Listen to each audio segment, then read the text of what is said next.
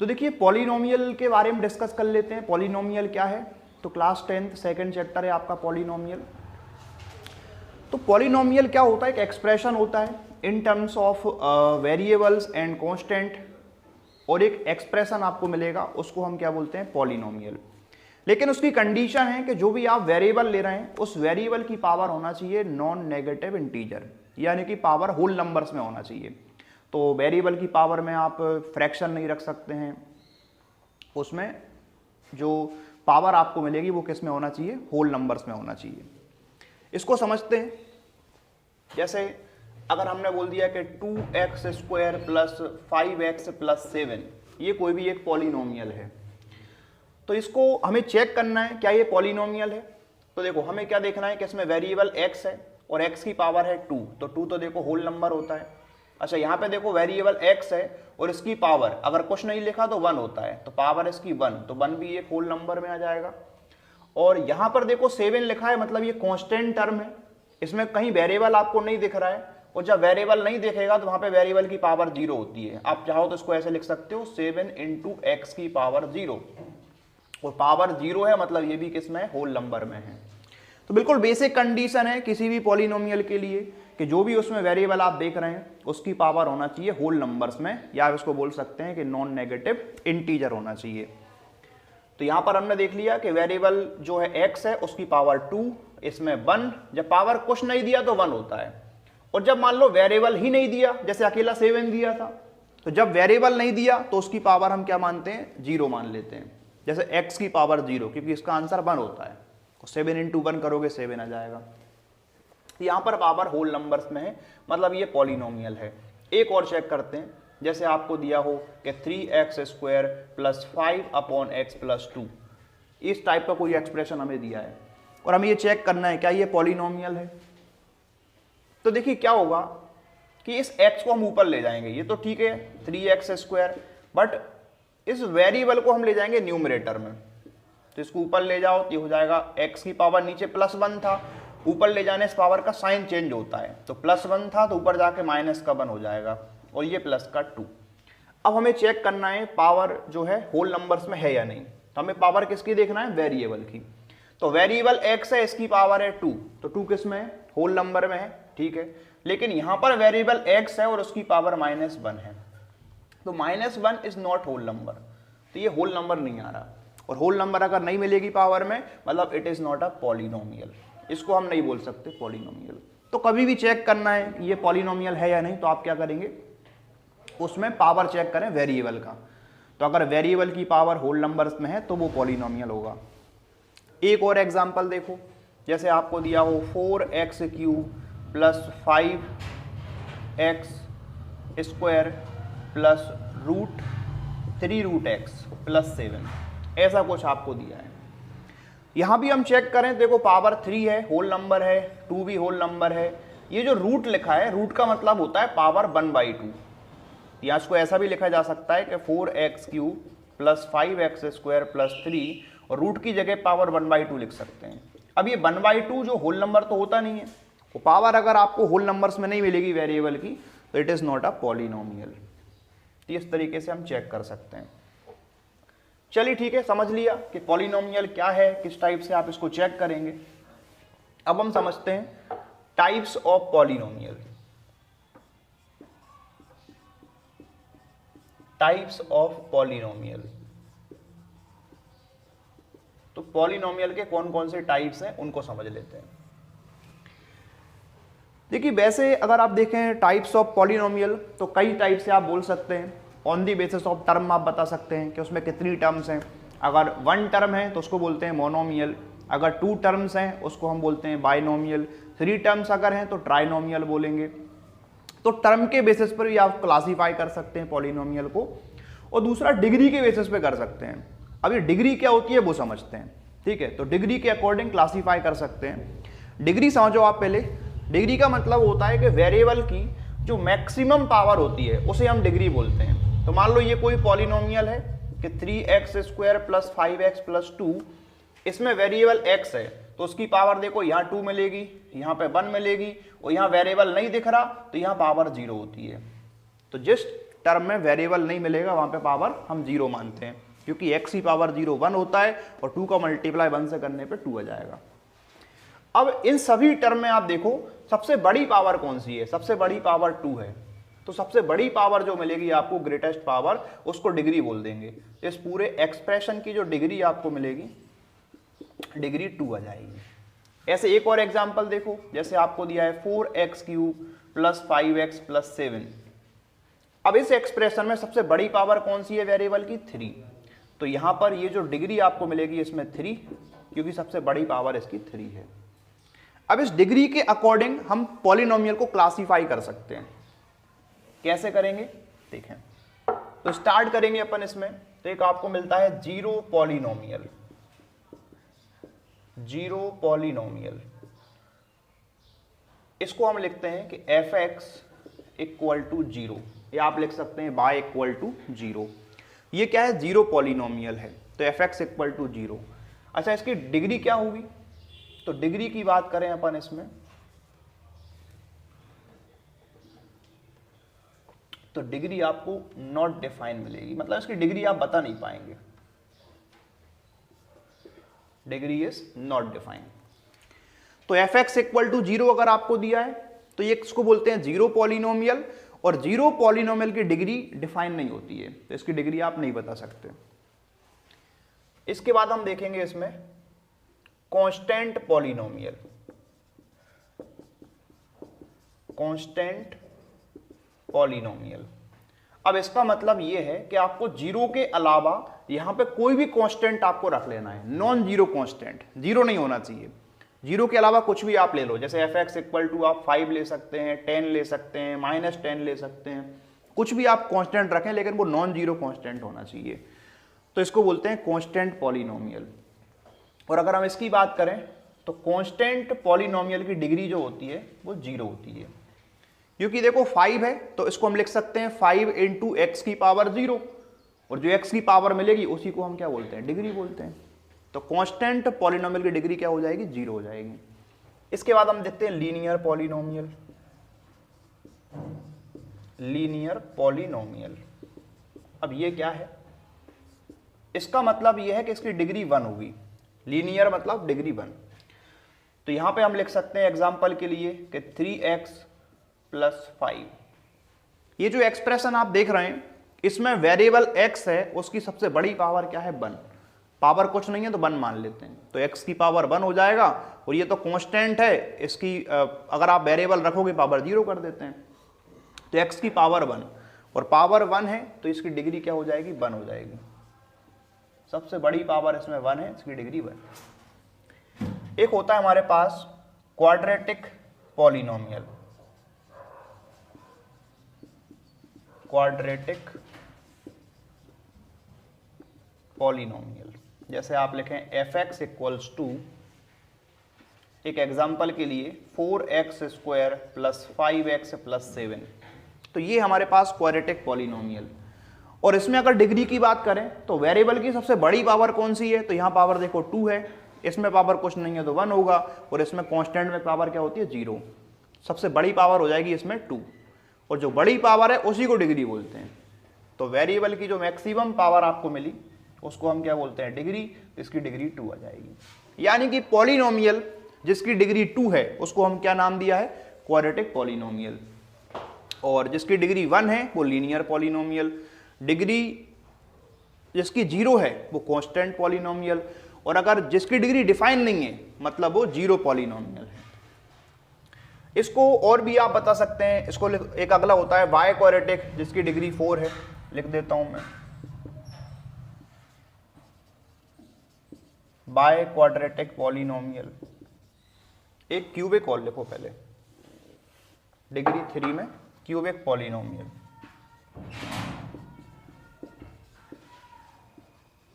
Cubic polynomial, जैसे आप लिखें इसमें f(x) = 3x³ + 5x + 7। तो इस टर्म की अगर बात करें तो यहाँ पे देखो x की पावर 3, यानी कि इसकी पावर 3 है वेरिएबल की, यहाँ पर पावर 1 है, यहाँ पे पावर 0 है, और सबसे बड़ी पावर इसमें 3 है, और बड़ी पावर 3 है मतलब इसकी डिग्री 3 होगी। और जिस पॉलिनोमियल की डिग्री 3 है उसे हम बोलते हैं क्यूबिक पॉलिनोमियल। एक होता है वाई क्वाड्रेटिक,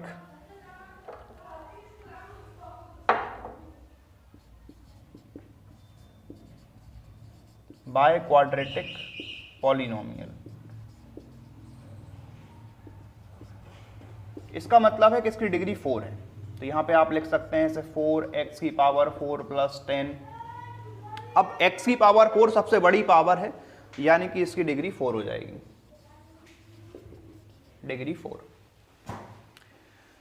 और भी पावर आपको मिल जाती हैं 5, 6, 7 वगैरह, उनको अलग से नाम नहीं दिया है, उनको सिंपल हम बोलते हैं पॉलिनोमियल।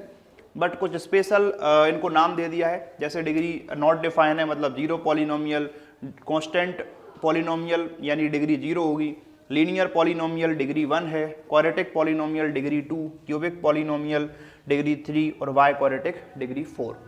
तो ये कुछ टाइप्स हैं पॉलिनोमियल के on the basis of degree. इसके अलावा आप पॉलिनोमियल को क्लासीफाई कर सकते हैं जैसे on the basis of term, कि मतलब कितनी टर्म है उसके अंदर, उसके अकॉर्डिंग क्लासीफाई कर सकते हैं। तो उसमें आपको मिल जाता है मोनोमियल, मोनोमियल मिल जाएगा, एक आपको मिल जाता है बायनोमियल और एक आपको मिल जाता है ट्राइनोमियल, ट्राइनोमियल। तो मोनोमियल, बायनोमियल और ट्राइनोमियल। मोनोमियल का मतलब होता है जिसमें सिंगल टर्म हो, जैसे आप लिखें fx = आप 3 लिख सकते हैं, तो ये भी मोनोमियल हो गया। fx = आप इसमें 4x लिख सकते हैं, ये मोनोमियल है। आप लिख सकते हैं fx = 8x, ये भी एक मोनोमियल है। इसको बोलते हैं मोनोमियल, यानी जिसमें 1 टर्म होगी। और बायनोमियल मतलब इसमें 2 टर्म्स होती हैं। जैसे आप एग्जांपल देखो, जैसे आप लिखें इसमें 4x = हमने लिखा 3x + 5। अब ये 3x + 5 का मतलब क्या है, इसमें एक टर्म ये है, दूसरी टर्म ये है, 2 टर्म्स है, मतलब ये बायनोमियल हो गया।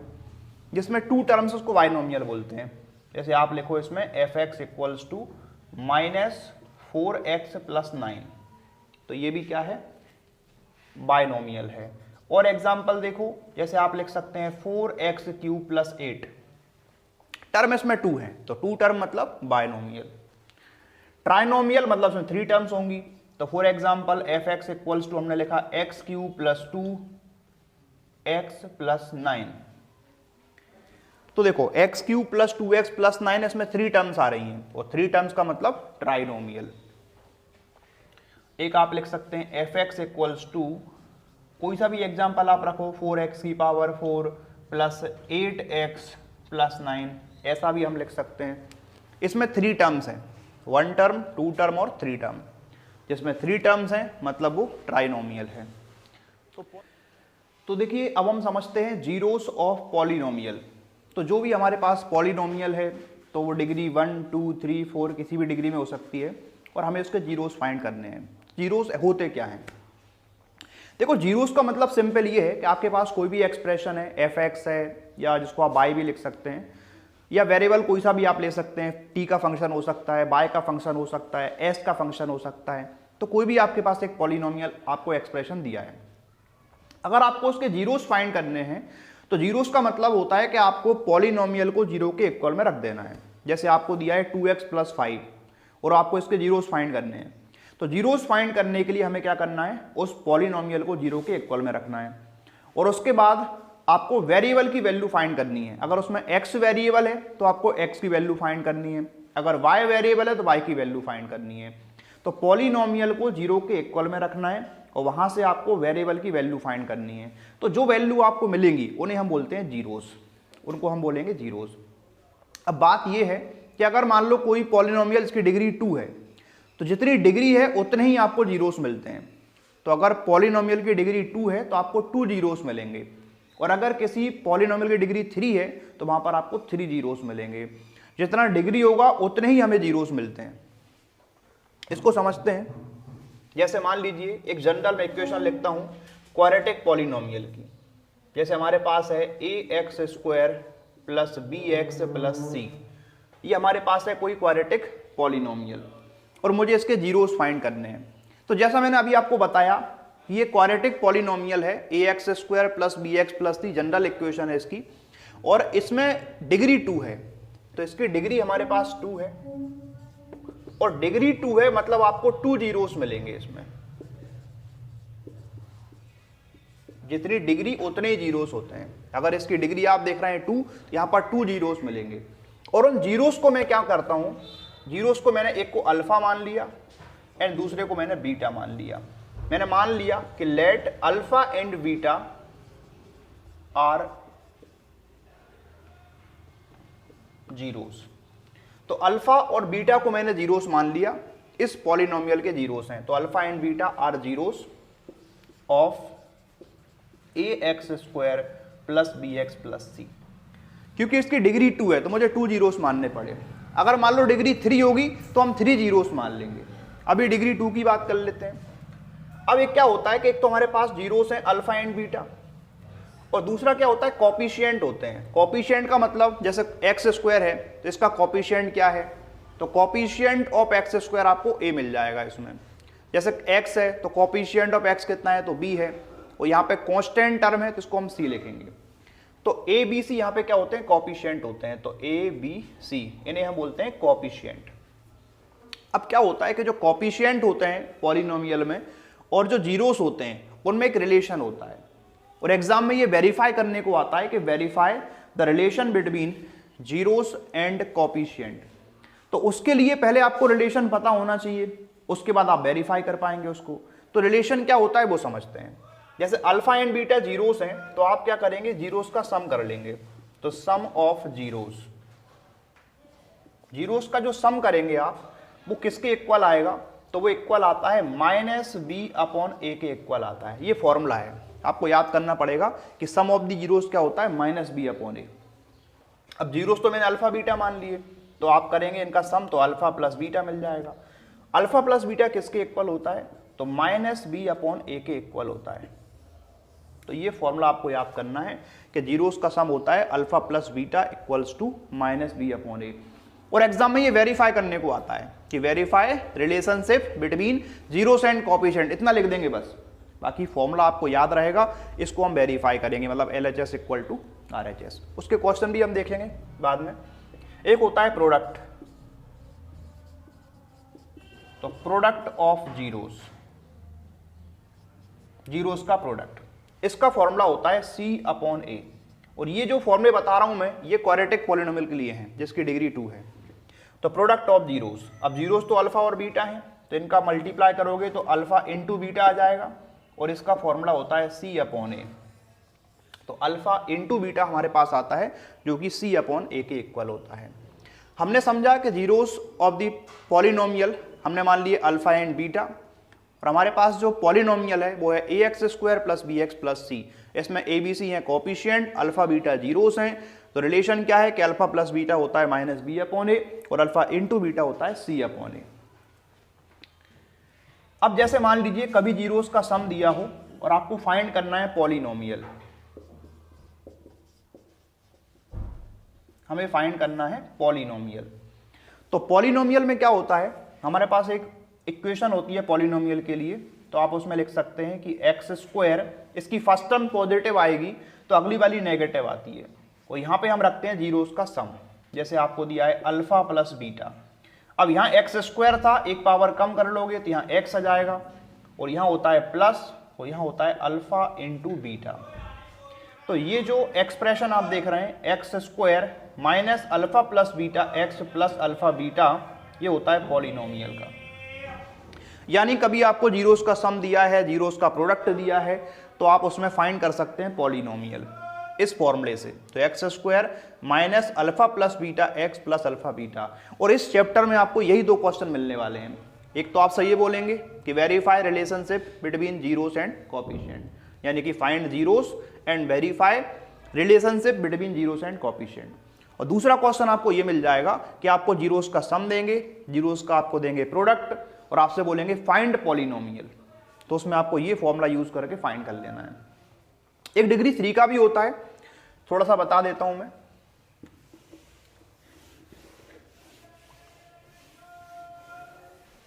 तो मोस्टली जो एग्जाम में आपसे पूछते हैं वो डिग्री 2 वैल्यू का पूछेंगे।